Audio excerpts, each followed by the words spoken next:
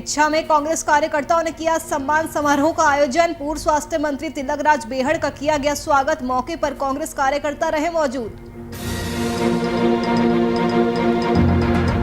पूर्व सीएम तीरथ सिंह रावत के गृह क्षेत्र पहुंचे विधायक कोली क्षेत्र की जनता ने किया स्वागत। मौके पर कई गणमान्य लोग रहे मौजूद।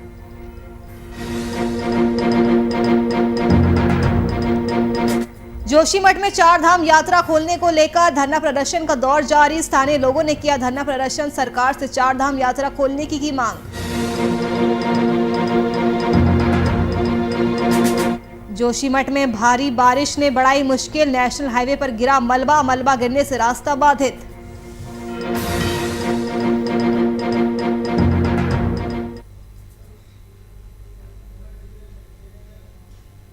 नमस्कार, वीआईपी न्यूज देख रहे हैं आप। मैं आपके साथ नुपुर सक्सेना। स्वागत है आपका उत्तराखंड लाइव में।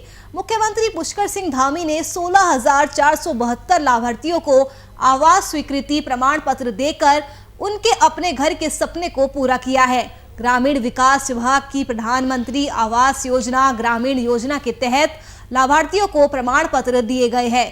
मुख्यमंत्री आवास के जनता मिलन हॉल में आयोजित कार्यक्रम में मुख्यमंत्री पुष्कर सिंह धामी ने कहा कि प्रधानमंत्री नरेंद्र मोदी सभी के सपने साकार कर रहे हैं और इसी के तहत इस योजना को अमली जामा पहनाया जा रहा है। सीएम ने आवास लाभार्थी पुस्तिका का भी इस मौके पर विमोचन किया। लाभार्थियों में देहरादून के 61 और हरिद्वार के 59 लाभार्थी शामिल है। कार्यक्रम में ग्राम्य विकास मंत्री स्वामी यतीश्वरानंद, औद्योगिक विकास मंत्री गणेश जोशी भी मौजूद रहे।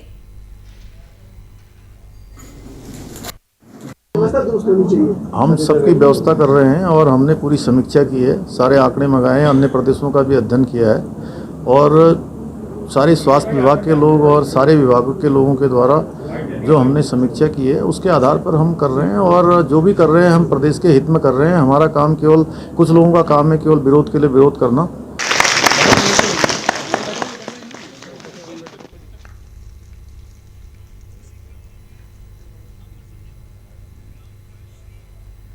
तो सीएम ने लाभार्थियों को पत्र दिए हैं। आवास स्वीकृति के लिए प्रमाण पत्र दिए गए हैं। 16,472 लाभार्थियों को आवास स्वीकृति प्रमाण पत्र दिया है सीएम ने और उनके अपने घर के सपने को पूरा किया गया है।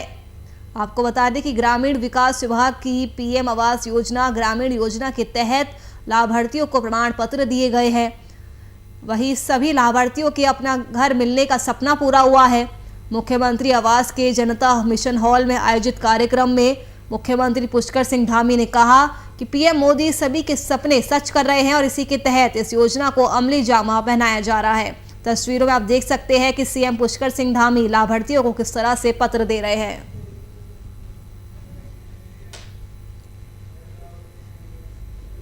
किच्छा के महाराजा अग्रसेन ट्रस्ट में आज सम्मान समारोह का आयोजन किया गया। इस समारोह का आयोजन पूर्व स्वास्थ्य मंत्री तिलकराज बेहड़ के कांग्रेस कार्यकारी प्रदेश अध्यक्ष बनने पर किया गया। कार्यकर्ताओं ने पूर्व स्वास्थ्य मंत्री का फूल माला पहनाकर जोरदार स्वागत किया। इस मौके पर कांग्रेस प्रदेश कार्यकारी अध्यक्ष तिलकराज बेहड़ ने कहा कि जो जिम्मेदारी राष्ट्रीय नेतृत्व द्वारा मुझे सौंपी गई है उस पर मैं खरा उतरने का प्रयास करूंगा और कांग्रेस के हर एक छोटे और बड़े कार्यकर्ता को साथ लेकर चलूंगा। माननीय तिलकराज बेहड़ जी को कार्यकारी प्रदेश अध्यक्ष बनाया, उससे हमारे क्षेत्रीय कार्यकर्ताओं में बहुत ही उल्लास था, हर्ष था और उसी की जब से हमने डेट ली इनकी और 3 दिन से लगातार सारे कार्यकर्ता नगर कांग्रेस कमेटी के तैयारी में लगे थे और बड़े ही हर्षोल्लास के साथ आज हमने उनका स्वागत किया। उनके साथ हमारे प्रदेश प्रवक्ता श्री गणेश उपाध्याय जी और घोषणा पत्र कमेटी के सदस्य श्री हाजी सरवैयार खान साहब का, इन सब का हमने संयुक्त रूप से स्वागत किया और कांग्रेसी कार्यकर्ताओं में बहुत ही उत्साह है और आने वाली 2022 में यहाँ से विधायक चुनकर सरकार कांग्रेस का विधायक यहाँ से चुना जाएगा और सरकार बनाने का काम कर। छोटे से क्षेत्र में, किच्छा के क्षेत्र में कितना उत्साह है, सैकड़ों की संख्या में लोग आए और चले गए कार्यक्रम में, तो ये एक भारी उत्साह है लोगों के अंदर और भाजपा की सरकार को भगाना है, कांग्रेस को लाना है और ये मिशन हमारा 2022 है जिसको हम सफल करना चाहते हैं। ये लड़ाई हमारी जारी रहेगी भाजपा के खिलाफ, चाहे महंगाई का मामला हो, चाहे वो किसानों का मामला हो, चाहे बेरोजगारी का मामला हो, चाहे मजदूर का मामला हो, इस सारे मामलों को लेकर हम जनता के बीच में जाएंगे, महंगाई को लेकर जनता के बीच में जाएंगे। सम्मान समारोह का आयोजन किया गया। पूर्व स्वास्थ्य मंत्री तिलकराज बेहड़ को कांग्रेस कार्यकारी प्रदेश अध्यक्ष बनाया गया है और इसी मौके पर सम्मान समारोह का आयोजन किया गया। कार्यकर्ताओं ने तिलकराज बेहड़ का जोरदार स्वागत किया, फूल माला पहनाकर उनका स्वागत किया गया और इस मौके पर तिलकराज ने कहा कि जो जिम्मेदारी राष्ट्रीय नेतृत्व द्वारा सौंपी गई है उस पर खरा उतरने की कोशिश करेंगे और कांग्रेस के हर एक छोटे और बड़े कार्यकर्ता को साथ लेकर हम चलेंगे।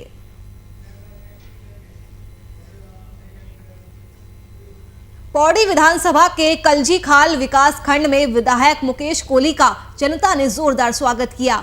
आपको बता दें कि वर्तमान विधायक मुकेश कोहली आजकल अपनी विधानसभा के भ्रमण पर कार्यकर्ताओं और जनता की समस्याओं का तुरंत समाधान कर रहे हैं। इस दौरान पूर्व मुख्यमंत्री तीरथ सिंह रावत के गांव सीरो भी जाना हुआ, जहां पर स्थानीय लोगों ने उनका जोरदार स्वागत किया। इस मौके पर कई गणमान्य लोग भी मौजूद रहे।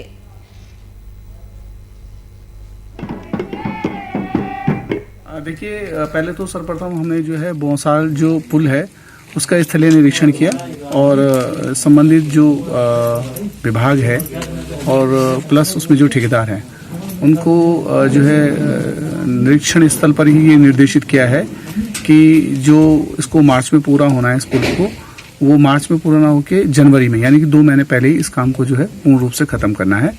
इसके अलावा आज आसवासियों के लगभग हम लोग जो है 16-17 गांव में गए हैं। जहां पर भी जिस गांव में जो भी समस्याएं आई हैं, हमने ये कोशिश की है कि उनको हम मौके पर ही उन समस्याओं का निस्तारण करें।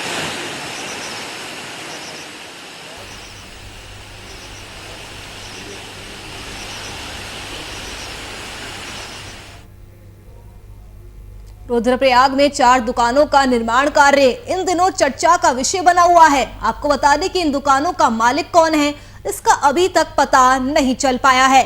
ऐसे में अक्सर विवादों में रहने वाली नगर पालिका परिषद रुद्रप्रयाग एक बार फिर से सुर्खियों में है।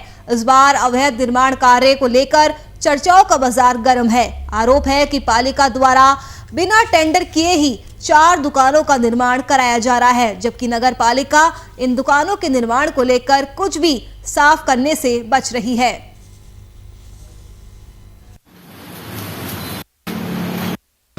देखिए, ये तो बहुत अच्छी बात है। अगर बीजेपी के नेताओं ने मुफ्त में इतना बड़ा कंस्ट्रक्शन किया है तो उसका तो स्वागत होना चाहिए। और मैंने आज जिलाधिकारी से कह दिया है कि इसका अविलंब अधिग्रहण करके इसको जो स्थानीय व्यापारी हैं जो NH 58 के निर्माण के दौरान विस्थापित हो गए हैं उनको इसको आवंटित कर दिया जाए और ये किन लोगों की इसमें संलिप्तता है, किसका हाथ इसमें है, उसकी जांच करवाई जाए और जो भी दोषी हों, चाहे वो किसी भी दल के हों, किसी भी पार्टी के हों, उनके खिलाफ कार्रवाई की जाए। इस बारे में तो हम ये कहेंगे, माननीय जिलाधिकारी ने जो अभी जो विधायक जी ने भी बोला है कि इसमें प्रभावित व्यापारियों को ही ये दुकानें दी जाए, जबकि नगर पालिका की जो है नहीं। नगर पालिका ईओ से हम मिले थे, उन्होंने स्पष्ट शब्दों में ये कहा है कि ये दुकानें मेरी नज़र में नगर पालिका की नहीं है। अभी जो किसी बाहरी व्यक्ति ने बनाई हो, अब किस बेस पे बनाई हैं या किस उद्देश्य से बनाई हैं, इसकी जांच होनी चाहिए। देखिएगा, इस मामले को वैसे सबसे पहले उक्रांत ने ही इसे उठाया है और वो माननीय जिलाध्यक्ष जी के नेतृत्व में हम नगर पालिका की ईओ महोदय से भी मिले और हमने इसमें कार्रवाई की प्रगति के बारे में पूछा, क्योंकि वहाँ से हमें सूचना मिल चुकी थी कि ये नगर पालिका की दुकानें नहीं है, तो मामला वहाँ से खत्म था। लेकिन कार्रवाई के बारे में अभी तक हमें कोई भी जानकारी नहीं मिली। तो हमने ये तय किया है, क्योंकि भू कानून की लड़ाई भी हम लड़ रहे हैं। अब भू कानून के अंतर्गत ये भी आता है कि अवैध कब्जे भी हम लोगों की नज़र में है।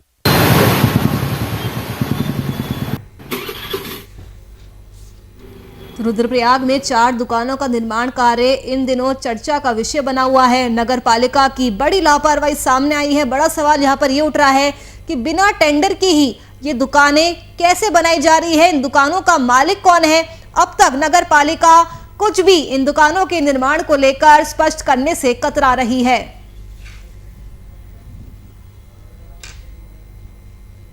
गुरुकुल कांगड़ी सम विश्वविद्यालय में छात्रों की गुणवत्ता और विकास के लिए एक वार्ता का आयोजन किया गया। इस कार्यक्रम के मुख्य अतिथि संयुक्त राष्ट्र जिनेवा के रचनात्मक रंजीत बर्शिकार वर्चुअल रूप से रहे। उन्होंने बताया कि क्यों और कैसे छात्रों को अपने व्यक्तित्व और अपने कार्य की गुणवत्ता को बढ़ाना चाहिए। उदाहरण के तौर पर रतन टाटा के बारे में उन्होंने बताया। उन्होंने आगे कहा कि जो व्यक्ति मानवीय नैतिक सिद्धांतों को ध्यान में रखते हुए अपने कार्य को अंजाम देता है, वो सफलता की ऊंचाइयों पर एक ना एक दिन जरूर पहुंचता है। क्योंकि कई बार आप NAP देहरादून जो फार्मा से और औषधियों से संबंधित जो एक संस्था है उत्तराखंड गवर्नमेंट की, उसके साथ गुरु कांगड़ी विश्वविद्यालय का एक MOU साइन हुआ है, जिसमें दोनों संस्थाएं औषधि पादप और जड़ी बूटियों से संबंधित शोध करेंगे और दोनों संस्थाओं के अधिकारी तथा रिसर्च स्कॉलर्स एक दूसरे के साथ सहयोग करेंगे और एक नई दिशा में, एक नई रिसर्च की दिशा में हम लोग एक नए कीर्तिमान स्थापित करें। वो सर्किल बहुत इम्पोर्टेंट है, क्योंकि कई बार आपने देखा होगा कि हम लोग प्रोजेक्ट सबमिट कर देते हैं।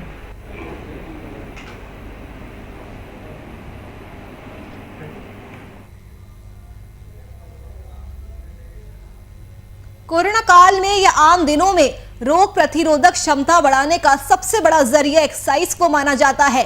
लॉकडाउन लगने के साथ ही सबसे पहले जिम बंद कर दिए जाते हैं। इससे घर में बैठे बैठे लोग मोटे होने के साथ साथ बीमारियों के भी शिकार हो रहे हैं। हरिद्वार जिले की बात करें तो वहां पर 100 से ज्यादा जिम चल रहे हैं, जो कोरोना के कारण भारी नुकसान झेल रहे हैं। इसमें जिम संचालक कर्ज में डूबते चले जा रहे हैं। जिम संचालक रवीश ने बताया कि कोरोना का सीधा असर जिम पर पड़ा है। जिम बंद रहने से महीनों का लाखों का नुकसान हो रहा है और जिम संचालकों को जीवन बिताने में भी काफी सारी परेशानियों का सामना करना पड़ रहा है। हमारे जिम में मास्क कंपलसरी है सबके लिए, और जो यहाँ के जिम के ऑनर है, पहले आते सार हमारे हाथ सैनिटाइज कराए जाते हैं, उसके बाद ही हमारे को जिम में एंट्री दी जाती है। देखिए, जैसे कि मोदी जी ने बताया फिट इंडिया है तो हिट इंडिया है, ठीक है, उसके अनुसार हमारे लिए इम्यूनिटी बढ़ाना, अपने लिए एक्सरसाइज करना बहुत ज़रूरी है। वो बात सही है कि कोरोना की तीसरी लहर भी आने को है, पर अपने आप को इम्प्रूव करने के लिए, अपनी इम्यूनिटी बढ़ाने के लिए एक्सरसाइज करना, योगा करना बहुत ज़रूरी होती है। मशीन्स की और प्रॉपर हैंड सैनिटाइजिंग कराया जाता है और प्रॉपर मास्क के साथ हम लोग यहाँ पे वर्कआउट करते हैं। 50% गैदरिंग उनको यही सब बोलता है कि एक तो हैंड सैनिटाइजिंग के लिए और दूसरा अपना डिस्टेंस मेंटेन करके चलें थोड़ा। जिम तो मेन है, आपकी इम्यूनिटी बूस्ट होगी, आपका ऑक्सीजन लेवल बेस्ट रहेगा जिम करने से, आपकी पल्स ओके रहेगी। दूसरा, आप कोई भी ऐसा जिम वाला बंदा देखिए, कोई भी ऐसा पर्सन देखिए जिसको कोरोना हुआ हो अभी तक।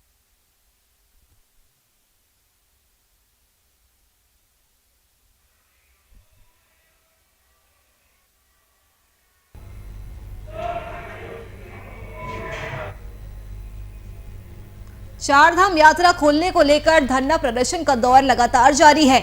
आपको बता दें कि हक हकूकदारी बद्रीपुरी के कारोबारी और स्थानीय लोगों ने बद्री संघर्ष समिति के बैनर तले चारधाम यात्रा को जल्द से जल्द खोलने की मांग की। साथ ही प्रदर्शनकारियों ने स्थानीय विधायक के खिलाफ जमकर नारेबाजी भी की। प्रदर्शन कर रहे लोगों का कहना है कि यात्रा बंद होने से बद्रीपुरी का व्यापारी वर्ग बहुत ज्यादा परेशान है।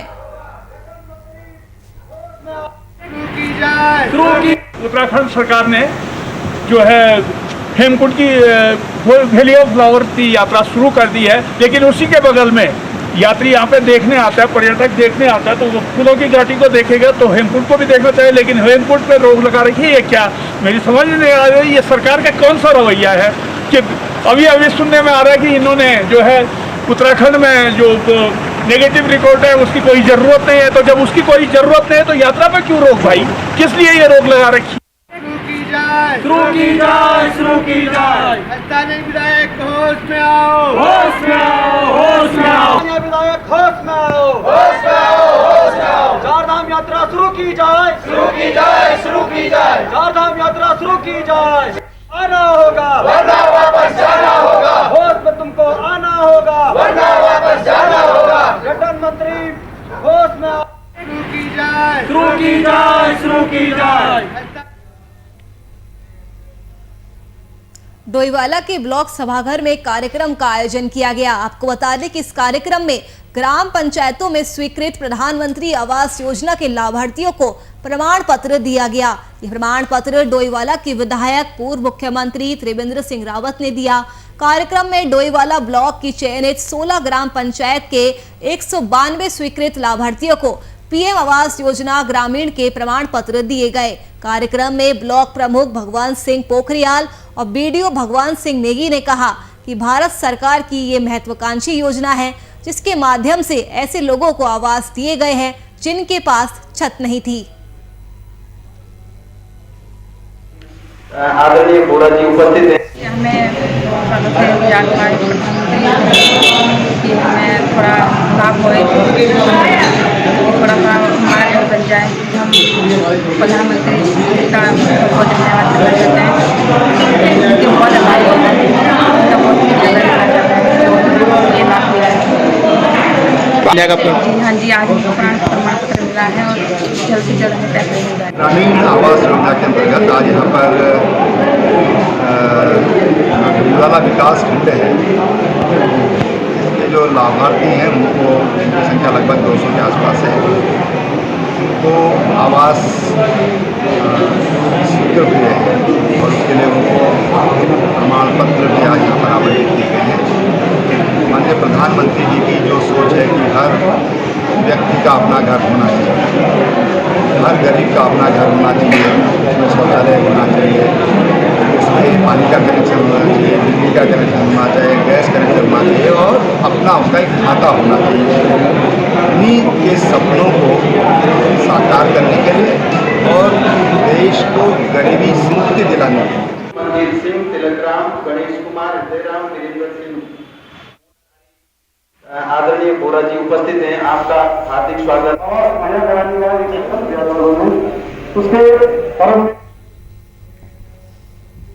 सूबे के आखिरी सीमांत नगर जोशीमठ में नैनीताल बैंक का 100वां स्थापना दिवस बड़े ही धूमधाम से मनाया गया। इस अवसर पर बैंक की ओर से ग्राहकों को मिठाई भी बांटी गई। बैंक अधिकारियों ने बताया कि कार्यक्रम में आए ग्राहकों को स्वरोजगार के लिए विभिन्न ऋण योजनाओं की जानकारी भी दी गई है। आज जो है हमारे बैंक का जो है 100वां स्थापना दिवस है, जिसपे सभी ग्राहकों को यहाँ पे बुलाया गया है और सभी ग्राहक आ गए हैं यहाँ पे। और इस टाइम पे हमारे ब्रांच का जो है 3500 के करीबन बचत खाते हैं और 15.5 करोड़ का व्यवसाय हो रखा है और करीबन 300 के करीबन हमारे लोन खाते हैं।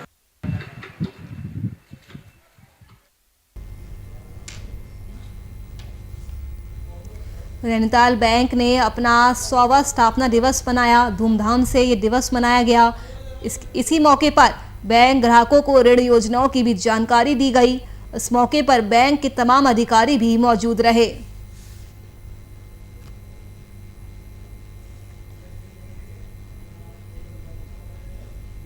राज्य में अब धीरे धीरे कोरोना काल खत्म होने के साथ साथ अब उत्तराखंड प्रदेश में शिक्षा मंत्री द्वारा कक्षा 9वीं से 12वीं तक के विद्यालय खोले जाने के आदेश जारी कर दिए गए हैं, जिसको लेकर प्रशासनिक अधिकारी ने अमल करते हुए कोरोना काल में बंद चल रहे स्कूलों में सैनिटाइजेशन का कार्य करवाया है। वहीं विद्यालय प्रबंधक ने बताया कि विद्यालय खुलने पर कोविड-19 नियमों का सख्ती से पालन कराया जाएगा और साथ ही सोशल डिस्टेंसिंग का भी ख्याल रखा जाएगा।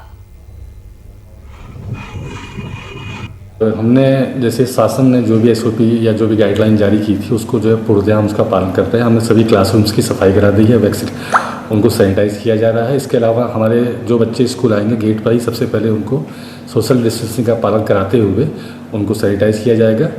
और अगर वो सभी बच्चों को बोल दिया गया है कि वो जो है मास्क लेके आए, मास्क लगा कर आए। अगर उनके पास मास्क नहीं होगा तो स्कूल उनको जो है मास्क जो है फेस कवर या मास्क देगा। और इसके अलावा हमारे जो सोशल डिस्टेंसिंग के जो भी रूल्स है 6 फीट की दूरी होनी चाहिए। गया ये 2 अगस्त से स्कूल खोलने का निर्णय, मैं इसका स्वागत करता हूं और मैं अब सबसे स्कूल प्रशासन से ये अपील करना चाहूँगा कि जितने भी बच्चे हमारे स्कूल में आएँ उनका रेगुलर सैनिटाइजेशन हो। बच्चे आने पर, स्कूल आने पर गेट पर ही उसका थर्मल स्कैनिंग करके सैनिटाइजेशन करके ही उसको क्लासरूम में भेजें और वहाँ पर अध्यापक भी सोशल डिस्टेंसिंग का पूर्णतः बच्चों से पालन कराएं। थोड़ा मुश्किल है, लेकिन कोशिश करेंगे तो सब काम होंगे।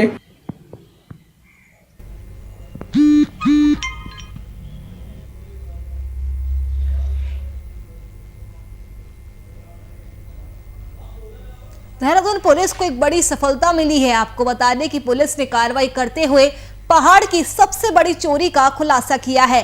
पुलिस मुख्यालय में डीआईजी ने प्रेस कॉन्फ्रेंस की और बताया कि चमोली जिले के गैरसैंण के पोस्ट ऑफिस से 32 लाख रुपए की चोरी हुई थी, जिसका पुलिस ने खुलासा कर दिया है। वहीं पुलिस ने चोरी में शामिल 3 लोगों को गिरफ्तार भी किया है।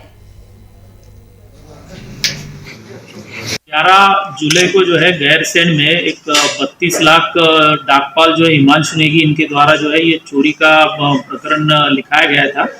पहाड़ में ये संभवतः सबसे बड़ी चोरी अब तक की मानी जा रही थी हमारे स्तर से। तो डीजी महोदय ने इसमें बहुत कड़ा संज्ञान लेते हुए इसमें एसटीएफ को भी लगा दिया गया था और जो है जनपद पुलिस के साथ मिलकर लगातार इसमें वर्किंग की जा रही थी। और रोजाना की जो अपडेट थी, जिसमें हमने कई मुखबिर, मैनुअल पुलिसिंग, सर्विलांस और जो है इसके माध्यम से फाइनली केस को वर्कआउट किया। और 30 तारीख को जो इसका मुख्य अभियुक्त है जो कैलाश नेगी है, इसको काशीपुर से 30 तारीख को गिरफ्तार किया। उसके पास से 10 लाख की बरामदगी हुई। तो पुलिस को बड़ी सफलता मिली है। पुलिस ने 32 लाख रुपए की चोरी का खुलासा किया है। इसके अलावा 3 चोरों को भी पुलिस ने गिरफ्तार किया है। पुलिस ने कार्रवाई करते हुए पहाड़ की सबसे बड़ी चोरी का खुलासा किया है। पुलिस मुख्यालय में डीआईजी ने प्रेस कॉन्फ्रेंस करते हुए बताया कि चमोली के गैरसैंण के पोस्ट ऑफिस के 32 लाख रुपए चोरी हुए थे, जिसका पुलिस ने खुलासा किया है। इसके अलावा चोरी में शामिल 3 लोगों को भी गिरफ्तार किया गया है।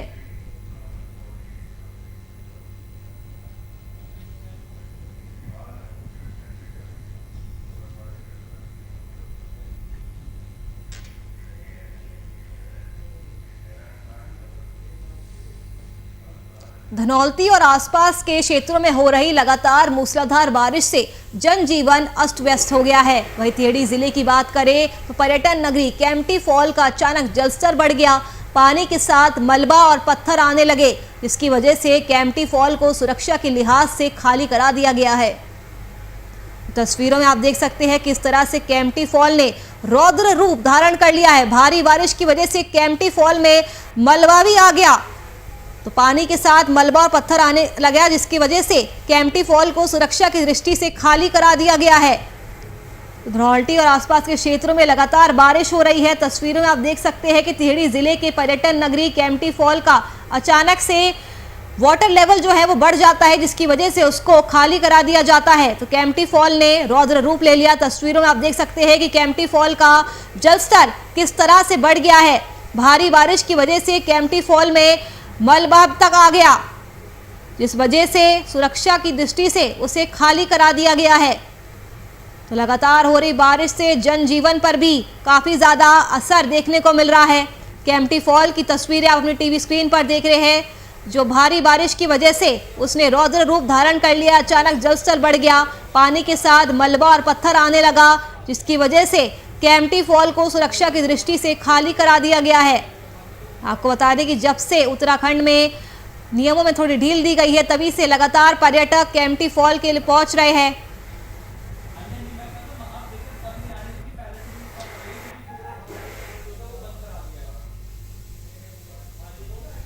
रुड़की के किशनपुर में 4 बच्चे फूड पॉइजनिंग का शिकार हो गए, जिनकी हालत बिगड़ने पर पड़ोसियों ने अस्पताल में उन्हें भर्ती कराया, जहां चारों का इलाज जारी है। दरअसल किशनपुर गांव निवासी एक परिवार के 4 बच्चों ने पड़ोस की दुकान से चाय बनाने के लिए चीनी मंगाई थी, जिसके बाद उन्होंने चाय बनाकर पी ली।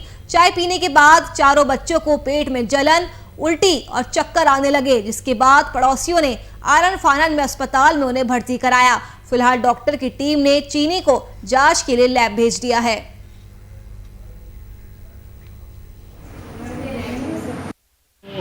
बच्चे आए हैं, क्या है पूरा मामला? ये हमारे पास 4 बच्चे आए हैं, 2:15 पर आए हैं लगभग। तो ये अपनी कंप्लेंट लेके आए हैं कि इन्होंने चाय पी है, उसके बाद इनकी तबीयत खराब हुई है। किसी को चक्कर आ रहे हैं, किसी को पेट में जलन हो रही है, किसी का उल्टी आ रही है, इस तरह की कंप्लेंट लेके आए हैं। इनका हमने उपचार कर दिया है। सभी के वाइटल्स जो है नॉर्मल है, अभी सारे पेशेंट स्टेबल हैं। कि हमने चाय बनाने के लिए जैसे सुबह उठे तो बच्चे से एक चाय मंगाई, किराएदार का लड़का था वो। जैसे मैं उसे दुकान पर भेजा तो उसने पूछा कि चीनी तुम्हारी है या उनकी है ऊपर वालों की। दुकान वाले से बोला उसने कि नहीं चीनी मकान मालिक की है। तो उसने बोला ठीक है जाओ। तो सर उसने हमें चीनी ला के दी और फिर हमने उसकी चाय बनाने लगे। तो जो मामू की लड़की थी ना उसने उसमें से चीनी खा ली डब्बे में से निकाल के, मतलब जो डब्बे में डाल रही थी पॉलीथीन से चीनी उसने उसको खा लिया। वो बोलने लगी मेरे पेट में दर्द हो रहा और घबराहट सी महसूस हो रही, चक्कर भी आ रहे। तो उसके बाद मैंने कहा कोई बात नहीं, चले ऐसे होता है। तो फिर सर उसके बाद हमने चाय पी और कड़वा सा महसूस दिया, उसमें कड़वाहटपन सी।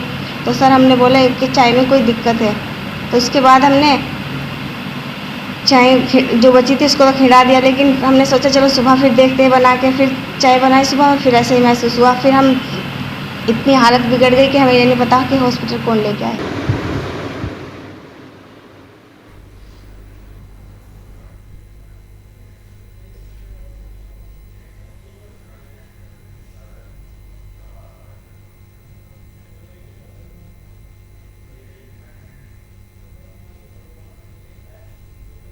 जोशीमठ की अलकनंदा घाटी में हुई तेज बारिश के चलते बद्रीनाथ नेशनल हाईवे मलबा गिरने से बाधित हो गया।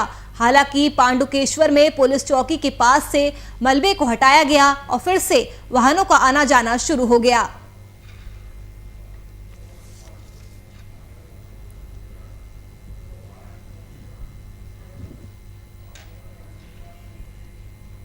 चलिए फिलहाल के लिए इस बुलेटिन में मेरे साथ इतना ही। देश और दुनिया की तमाम खबरों के लिए आप देखते रहिए VIP न्यूज़। नमस्कार।